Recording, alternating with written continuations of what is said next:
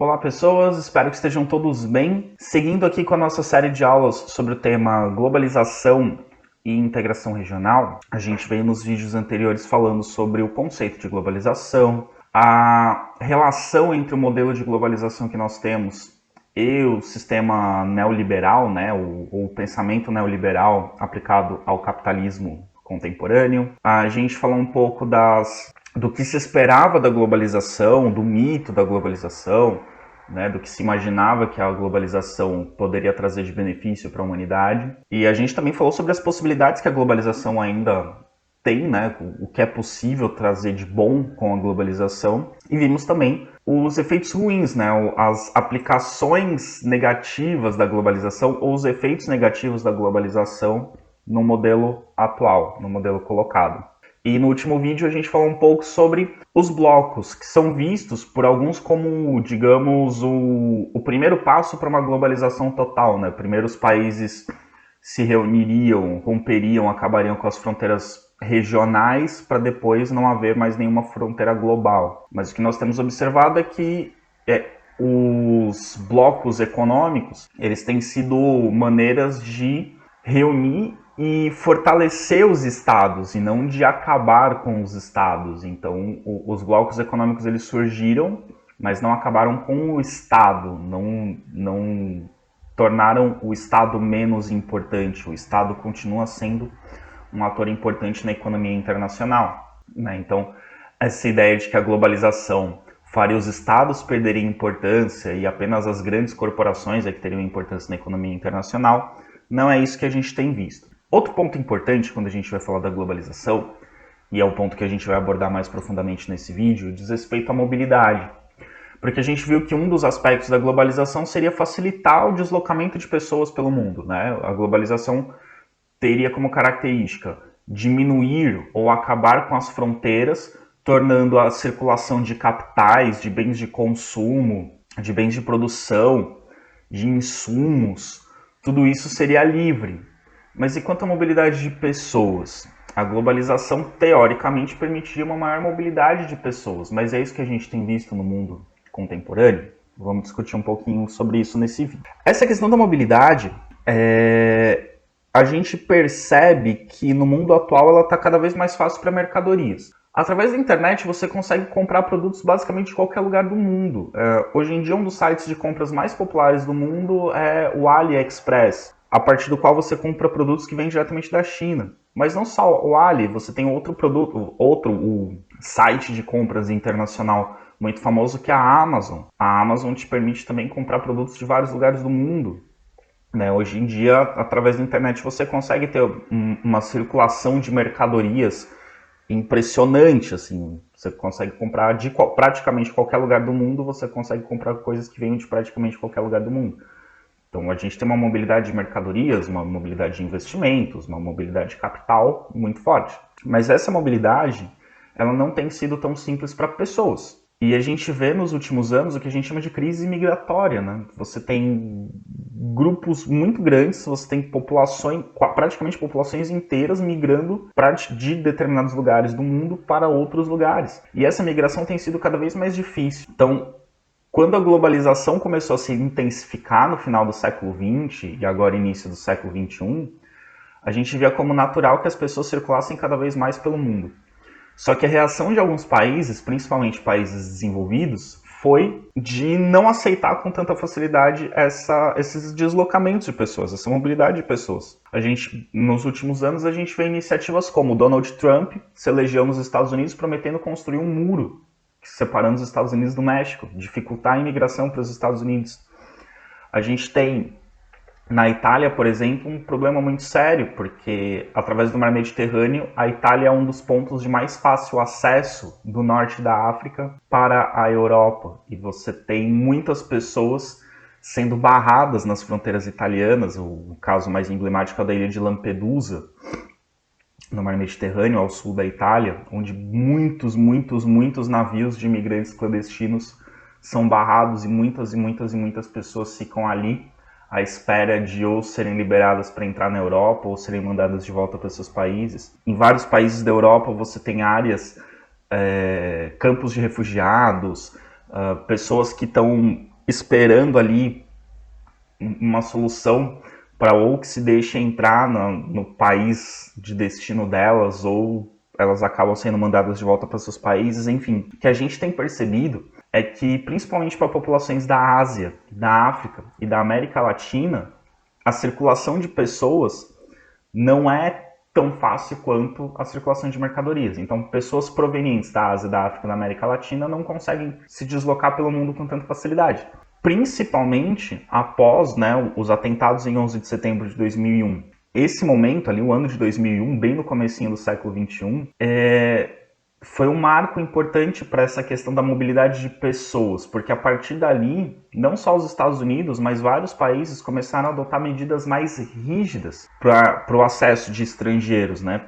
A princípio, por medo do terrorismo, mas depois teve outras consequências, não só o terrorismo, mas questões econômicas, questões políticas e, com o tempo, questões ideológicas. Cresce nos últimos anos a xenofobia, o nacionalismo. Então, tudo isso tem dificultado a mobilidade de pessoas pelo mundo. E esse é um dos problemas que se coloca no mundo atual. O Zygmunt Bauman, um importantíssimo sociólogo, um dos mais importantes sociólogos contemporâneos, falecido em 2017, ele diz que a mobilidade no mundo atual ela é uma das formas de distinção social.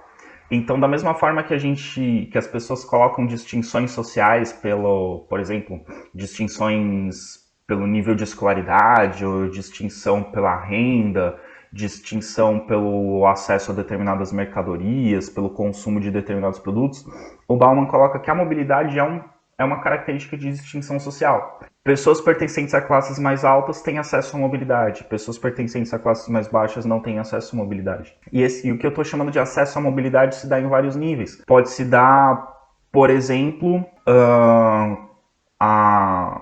ter acesso a determinados meios de transporte.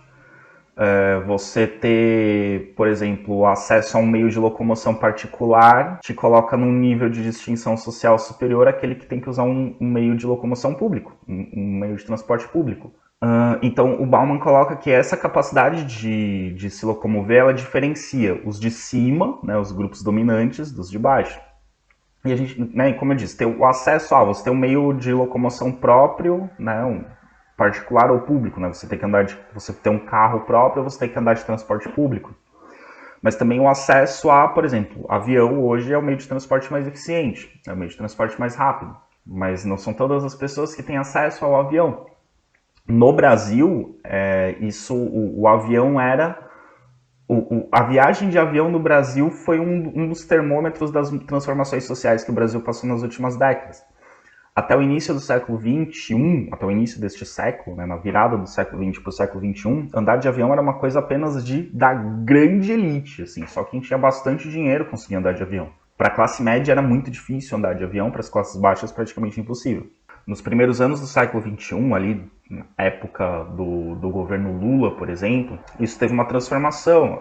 As passagens de avião ficaram mais acessíveis, cada vez mais pessoas começaram a andar de avião, isso se tornou mais comum no Brasil, mais pessoas tiveram acesso a esse tipo de viagem.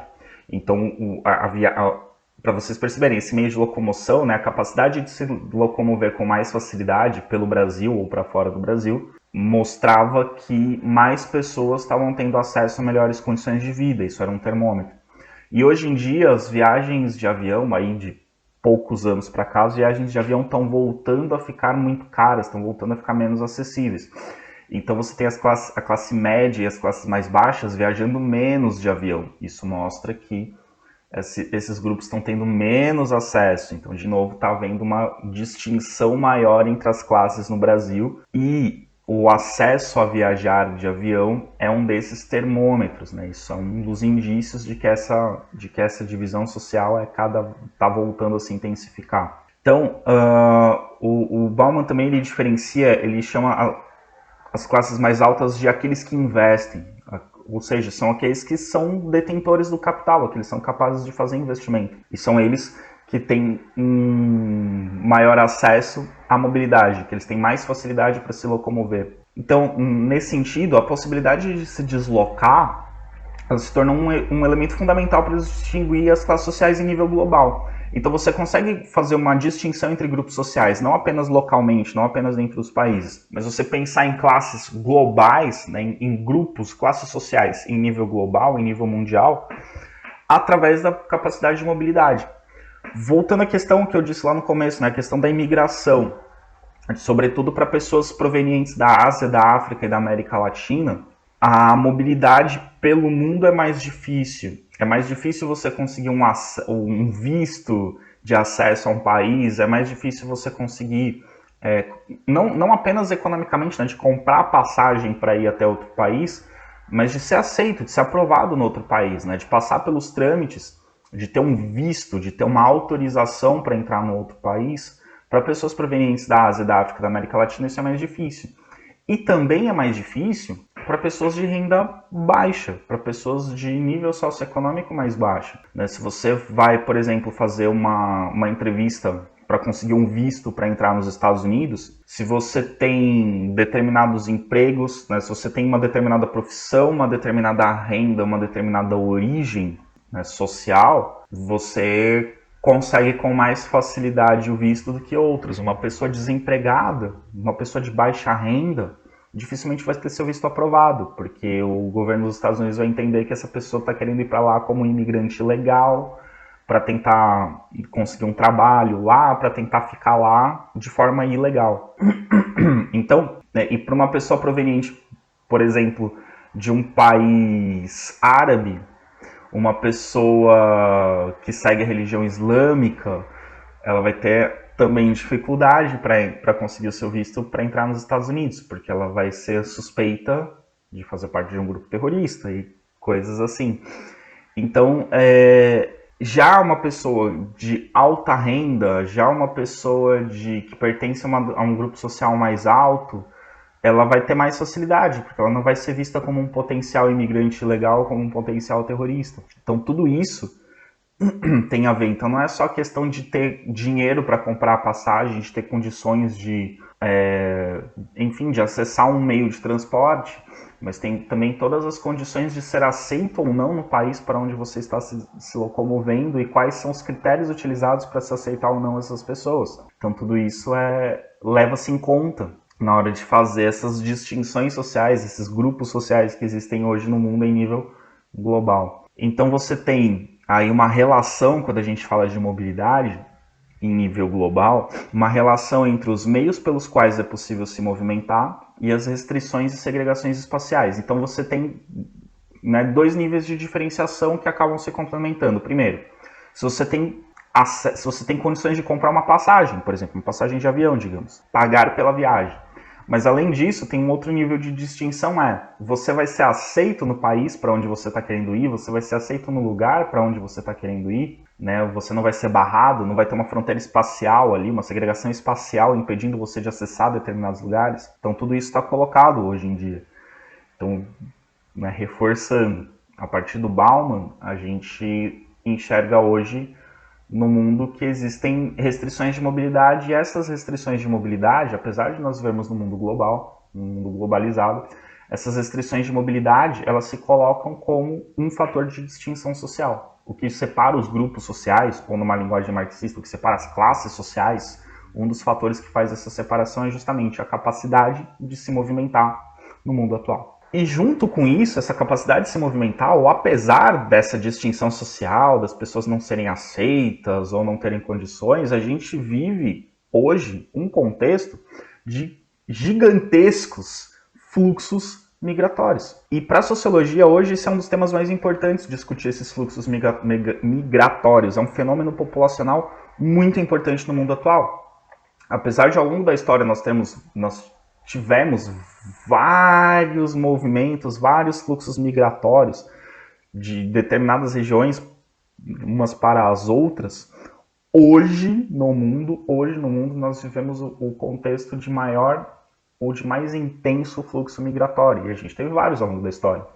Né? Na época dos descobrimentos, na época das grandes navegações, a gente tinha um fluxo migratório de várias pessoas da Europa indo para outros continentes, de outros continentes indo para a Europa. A gente teve no século XIX também com o neocolonialismo, um intenso fluxo migratório das colônias para as metrópoles, das metrópoles para as colônias. Nós tivemos também,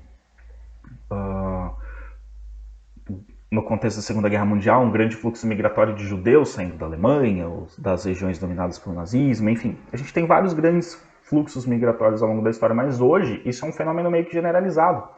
A gente tem um fluxo constante de vários lugares do mundo para vários lugares do mundo. Então esse é um fluxo muito intenso. Por isso ele é um dos principais temas hoje em dia quando a gente vai falar de globalização. E quando a gente parte para esse estudo, é interessante a gente perceber o seguinte, né? A gente veio discutindo nos últimos vídeos, né? Que teoricamente o modelo de globalização colocado ele diminuiria as diferenças, né? As hierarquias entre os países, mas a gente tem visto aí ao longo desses vídeos, né? Dessas nossas aulas, que essas diferenças, na verdade, elas têm se intensificado e elas têm se colocado em outras bases, na verdade, né? Se colocando em outros critérios essa diferenciação. E a análise dos fluxos migratórios reforça essa nossa percepção de que, na verdade, a globalização está intensificando as diferenças, não mais em nível local, mas em nível mundial, em nível global. Né? A gente não tem só diferenças entre grupos sociais dentro de um mesmo país, mas diferenças sociais de um país para o outro. E esses fluxos migratórios, a análise desses fluxos migratórios mostra isso, porque a gente percebe que os principais fluxos migratórios são dos países periféricos em direção aos países centrais, né? Os países subdesenvolvidos em direção aos países desenvolvidos. Então, se os trabalhadores estão partindo, a sua grande maioria, dos países subdesenvolvidos, indo em direção aos países desenvolvidos, isso deixa para a gente evidente que ainda existe uma diferença significativa entre os países desenvolvidos e os países subdesenvolvidos, que as condições de vida, as condições de trabalho ainda são muito diferentes, ainda são muito desiguais. Só que aliado a esse fluxo, né, a esse fenômeno da periferia em direção ao centro, né, a gente observa também um fenômeno novo, algo que não era muito comum anteriormente, mas que tem se colocado cada vez mais no mundo atual, que é o que a gente chama de migração sul-sul. A terminologia que a gente usa centro-periferia, centro países desenvolvidos, periferia países subdesenvolvidos, existe uma outra nomenclatura também que diferencia como norte e sul. Norte sendo países desenvolvidos, sul países subdesenvolvidos. Porque, né, a maioria dos países desenvolvidos está no hemisfério norte, Estados Unidos, países da Europa, Canadá, enquanto a maioria dos subdesenvolvidos estaria no hemisfério sul, como a América do Sul, a África.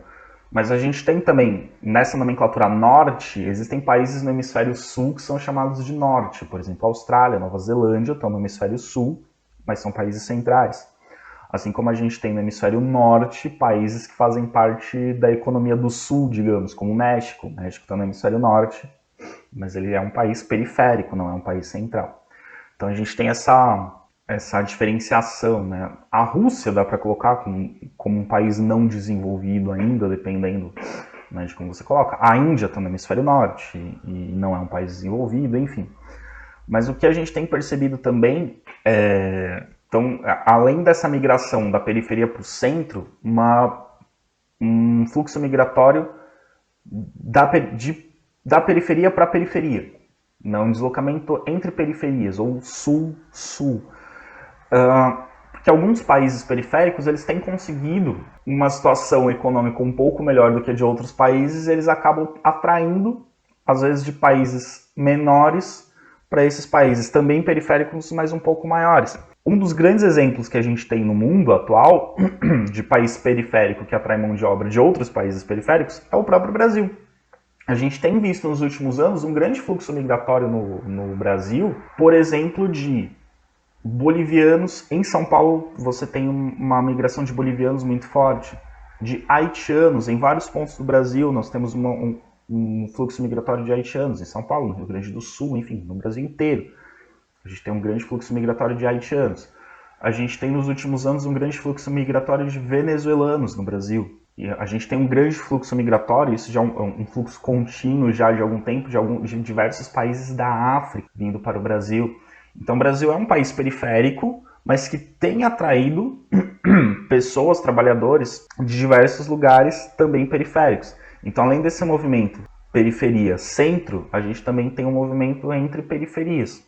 Alguns países periféricos que conseguiram um desenvolvimento econômico um pouco maior nos últimos anos têm atraído mão de obra de outros países.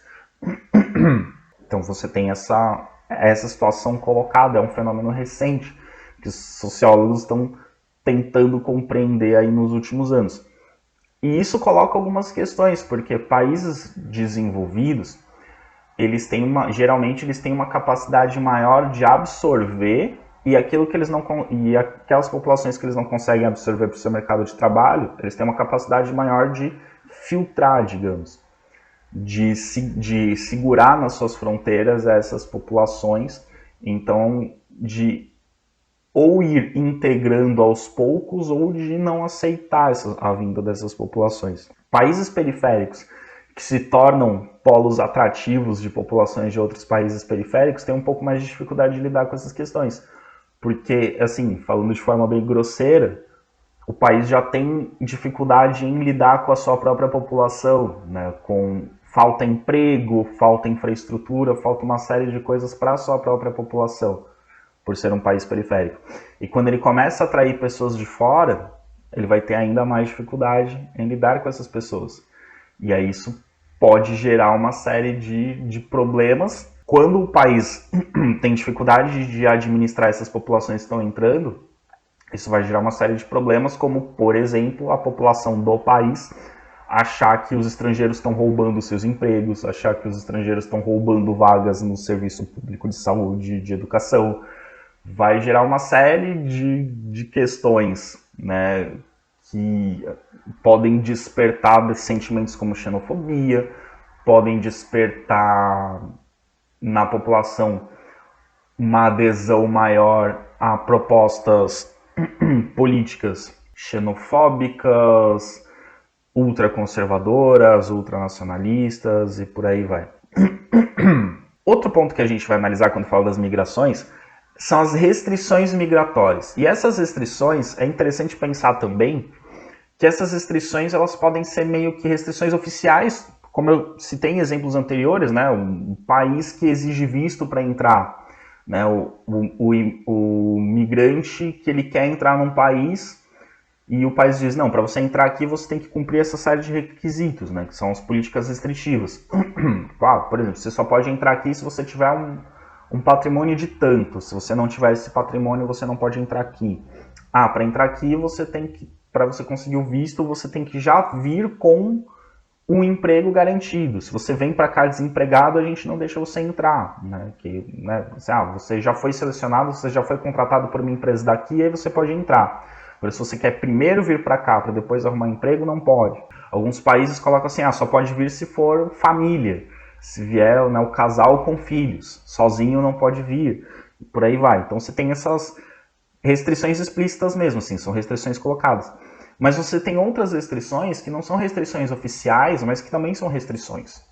Por exemplo, e isso às vezes não funciona apenas de um país para o outro, mas dentro do mesmo país. Quando você tem, por exemplo, uma cidade com um custo de vida muito alto, isso coloca-se uma restrição, porque aí pessoas de baixa renda não vão conseguir sobreviver nessa cidade, não vão ter condições de conseguir morar e condições de se locomover nessa cidade. Então, uma cidade com custo de vida muito alto, ela acaba filtrando também a população que vai morar ali. Então, não é qualquer pessoa que vai conseguir morar naquele lugar, não é qualquer pessoa que vai ter acesso. Então, você tem restrições oficiais, restrições legais, restrições que os governos colocam, os governos estabelecem, mas você também vai ter restrições de outras ordens, como, por exemplo, o alto custo de vida num determinado lugar. E aí essa coisa do alto custo de vida acaba criando também acaba criando segregações, né? Determinados lugares são só para pessoas com alta renda. Então as pessoas de baixa renda têm que viver em outros lugares ou na periferia desses lugares em que o custo de vida é muito alto. Então quando a gente fala dos fluxos migratórios, a gente tem que analisar tanto o que leva as pessoas a saírem de seus lugares de origem, quanto o que leva as pessoas a escolherem determinados lugares como ponto de chegada, né? Como destino da sua migração. Outra coisa que a gente tem que levar em conta quando vai analisar esse contexto da mobilidade é a questão da globalização dos direitos, ou a relação entre globalização e direitos. Então, quando a gente fala da integração regional, né, da formação dos blocos, que a gente viu no vídeo anterior, ela agrega também o poder de agentes internacionais de determinada área geográfica.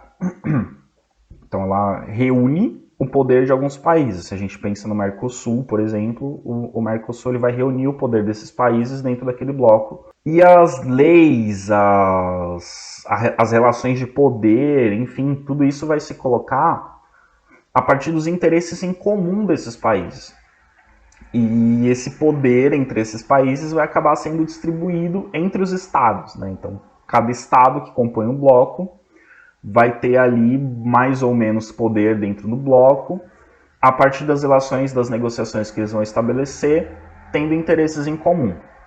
Então, determinadas leis, por exemplo, leis trabalhistas, algumas coisas referentes à penalização de crimes, enfim, tudo isso vai sendo regulamentado entre os países. Só que aí quando você tem, em blocos, como é o caso do Mercosul, por exemplo, uma relação entre estados e uma circulação de pessoas entre estados, os direitos dos cidadãos desses estados passam a ter dois níveis, o nível estatal e o nível internacional. E é assim no Mercosul, é assim na União Europeia, que tem um nível de integração maior, mas ainda assim cada país tem legislações específicas. Então você tem o que seria um direito comum àquele bloco, ou um direito internacional, e você tem um direito dentro de cada estado. Então, quando você muda de um estado para o outro, você tem, digamos, leis, regras comuns, né, em nível internacional, e você tem o que é específico de cada país. Quando a gente vai falar em direito internacional, em bases mais amplas do que é ser cidadão, do que é exercer a cidadania, do que é ter direitos, a maior base que a gente tem, o que é mais consolidado quando a gente fala de direito internacional, é a noção de direitos humanos. Quando a gente fala de direitos humanos, a gente estaria falando dos direitos inerentes a qualquer ser humano, independente do país que ele esteja. Então, os direitos humanos eles seriam uma forma de consolidação do pensamento dos direitos individuais em nível internacional. Ou seja, quando eu falo em direitos humanos, eu estou falando direitos que todo ser humano tem, independente do país, independente da origem, independente de onde ele esteja. São direitos que valem para todos. Então, quando a gente vai para o direito internacional, quando a gente vai pensar nas garantias de direitos de cidadãos em qualquer lugar do mundo, a base disso são os direitos humanos. E é a partir da ótica, da chave dos direitos humanos, que são os direitos reconhecidos como fundamentais e inalienáveis para todo e qualquer ser humano, independente de sua origem, independentemente de onde ele esteja, é que a gente vai começar a questionar algumas práticas de alguns países quanto a os cidadãos estrangeiros que estão nele, ou como ele age com os cidadãos estrangeiros fora do país.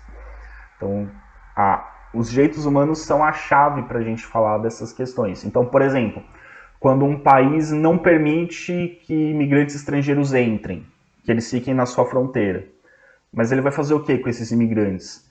Eles vão ficar onde? Onde eles vão ficar acomodados? Onde eles vão ficar esperando um destino? Como eles vão ser tratados? Tudo isso é analisado com base nos direitos humanos. Então, se um país está tratando de forma cruel, está tratando de forma desumana, está tratando de forma, digamos, enfim, de forma a não contemplar os direitos humanos, esse país pode ser questionado, enfim, pode ser acusado, pode ser processado, enfim.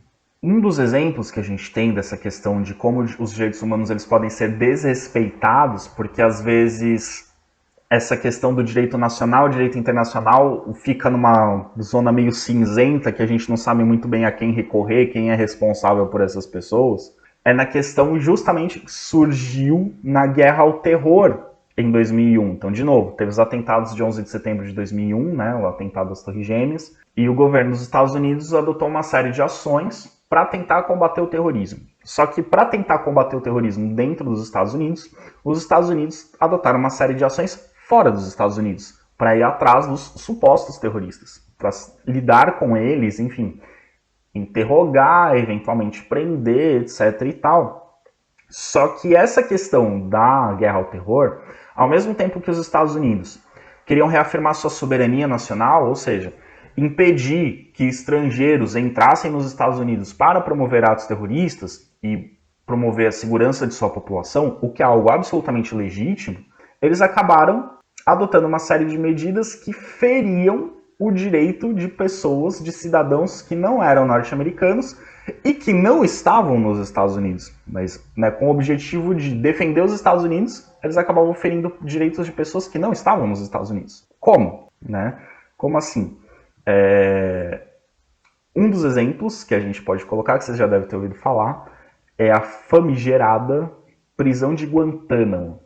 Guantánamo é um desses exemplos que a gente tem no mundo globalizado de zona cinzenta. O que eu estou chamando de zona cinzenta? É um lugar que meio que não é de ninguém, meio terra de ninguém. Então, teoricamente, ele não é de nenhum, não é de nenhum estado nacional. O que é a prisão de Guantánamo? A prisão de Guantánamo é uma prisão norte-americana em Cuba. Aí vocês vão achar estranho, mas Cuba, Estados Unidos, Cuba não é inimiga dos Estados Unidos, assim. Historicamente, antes da Revolução Cubana, historicamente, Cuba sempre teve uma relação muito próxima com os Estados Unidos. Quando teve a Revolução Cubana, Cuba e Estados Unidos romperam. Isso a gente vai ver nas aulas de história melhor em outro momento. Cuba e Estados Unidos romperam. Porém, ainda há alguns territórios que pertencem aos Estados Unidos na ilha de Cuba. Guantánamo é um desses territórios. Então, Guantánamo é uma prisão norte-americana em Cuba. Qual que é o problema de Guantánamo? Guantánamo funciona quase como um campo de concentração. É um lugar para onde os Estados Unidos levam seus prisioneiros internacionais. Pessoas que não necessariamente passaram pelo território norte-americano, mas que os norte-americanos consideram pessoas que ameaçam os Estados Unidos. Então, às vezes, a pessoa passou pelos Estados Unidos ou ela foi presa pelos Estados Unidos em outro lugar. Isso já é um problema quando os Estados Unidos, quando agentes norte-americanos estão em outro país que não são os Estados Unidos e prendem pessoas que não são cidadãs americanas para levar para Guantánamo, isso você já tem um problema internacional muito complexo para ser resolvido, porque teoricamente os Estados Unidos não podem executar a lei em outro estado nacional.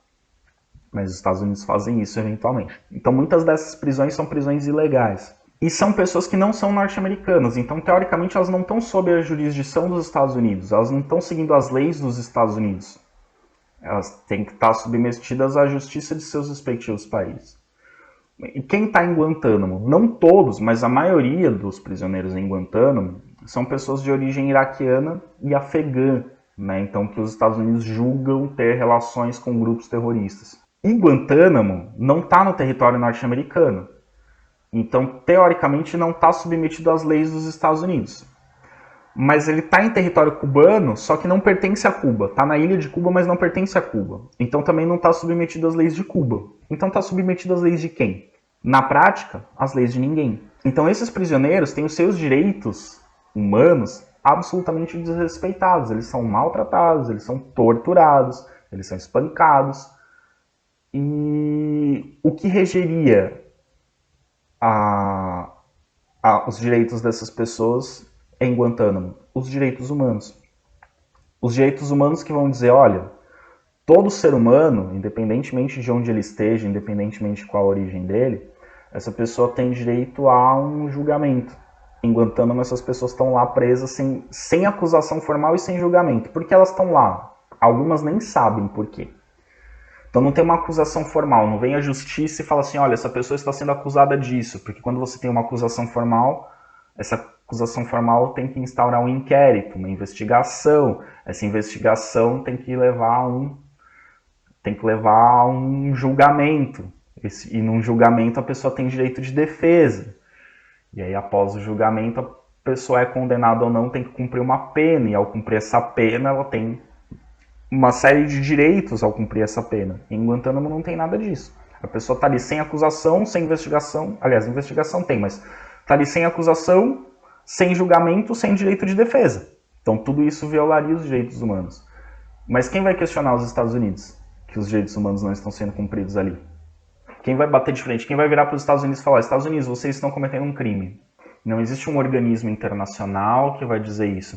Até existem, tem os tribunais internacionais, tem, mas não tem, digamos, não tem alguém acima dos Estados Unidos para falar vocês estão errados, vocês vão ser punidos. Os organismos internacionais que existem são organismos multilaterais e os Estados Unidos fazem parte desses organismos. Como é que questiona? Como é que pressiona os Estados Unidos a falar, olha, quem são essas pessoas, por que elas estão lá e por que os direitos delas estão sendo violados? Então, de novo, em nome da defesa da soberania nacional, o país acaba violando direitos de pessoas e de outros países. Então, isso é também uma questão para a gente refletir. Pois bem, saindo um pouco desse lado mais negativo, né, da globalização, da questão dos direitos e da migração e da mobilidade, a gente vai falar um pouquinho desse conceito de intergovernamentalismo, essa palavra gigantesca e difícil de pronunciar. O intergovernamentalismo é uma das perspectivas de integração que a gente tem quando a gente vai analisar a globalização e a integração regional, que é quando países se unem para se defender de uma ameaça comum. Então, assim, você tem um grupo, normalmente, existem vários motivos para os países se juntarem. Um dos motivos para os países se juntarem é quando eles percebem que há uma ameaça em comum e eles formam um bloco para se defender dessa ameaça. Essa ameaça pode ser econômica, essa ameaça pode ser uma ameaça militar, essa ameaça pode ser uma ameaça ideológica, enfim.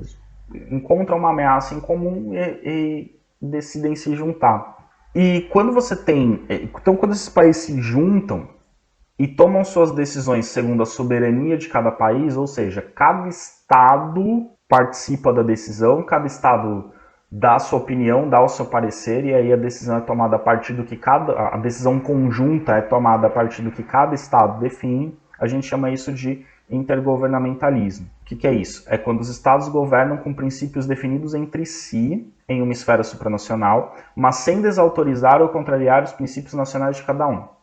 Então os países eles se juntam e falam, olha, vamos adotar aqui uma série de medidas, uma série de regras, que todos nós aqui desse bloco vamos seguir.